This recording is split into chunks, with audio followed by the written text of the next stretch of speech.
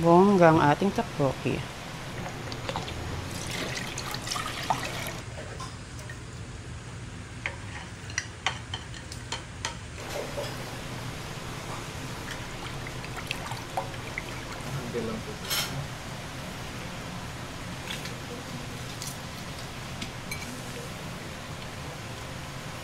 What if mamigay tayo ng tteokbokki sa labas? Go kayo. Labas natin tong isang malaki na to. Kaya mo? Yes, labas natin. Total paluto na to eh. Magkano benta? Hindi, free lang. Free.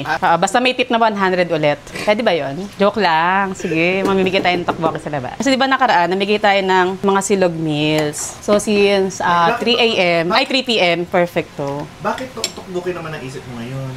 Parang na-miss ko kasi yung tteokbokki recipe ko. So ito, nirevise ko. Ginawa ko siyang parang level up na tteokbokki. So maraming toppings, marami ng kalahok. Sinasali namin sa kaldero kasi mahirap naman buhatin yung gantong kalaking pan. Hindi ka sa bayong.